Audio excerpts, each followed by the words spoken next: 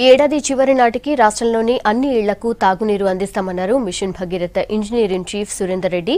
రాత్రి పగలు తేడా లేకుండా పనులు జరుగుతున్నాయన్నారు. సీఎం కేసీఆర్ ప్రజలకు ఇచ్చిన హామీ మేరకు ఇన్ టైంలో పనులు పూర్తి చేస్తామన్నారు.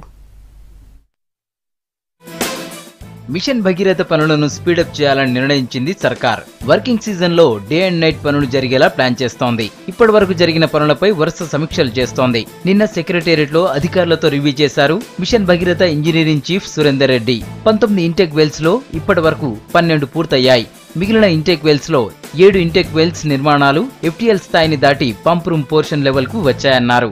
2 వారాల్లో వీటిని పూర్తి చేస్తామన్నారు. 50 WTPL లో 8 నిర్మాణాలు పూర్తయి ఎలక్ట్రోమెకానికల్ పనుల దశలో ఉన్నాయన్నారు. 17 WTPల నిర్మాణాలు 70% పూర్తయ్యాయన్నారు. మిగిలినవి వివిధ దశల్లో ఉన్నట్లు చెప్పారు సురేందర్ రెడ్డి.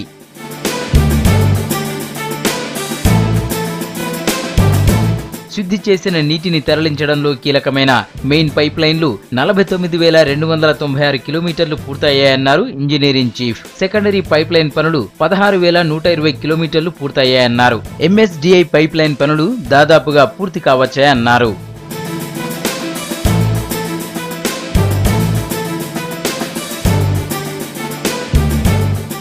ప్రస్తుతం HDPEతో పాటు చిన్న పైప్ల పనులు మిగిలి ఉన్నాయన్నారు ఇంజనీరింగ్ చీఫ్ సురేందర్ రెడ్డి. 407 సంపులకు 110 పూర్తయ్యాయన్నారు. జూన్ నాటికి మరో 120 పూర్తిగా కంప్లీట్ అవుతాయని చెప్పారు.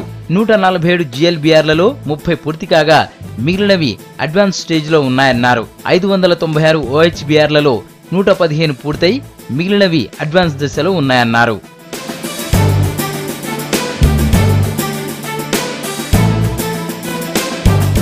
ఈ ఏడాది చివరికి ఇంటింటికి నల్లా నీళ్లు అందించే లక్ష్యంతోనే ఈ పనులు జరుగుతున్నాయన్నారు ఇంజనీరింగ్ చీఫ్ సురేందర్ రెడ్డి.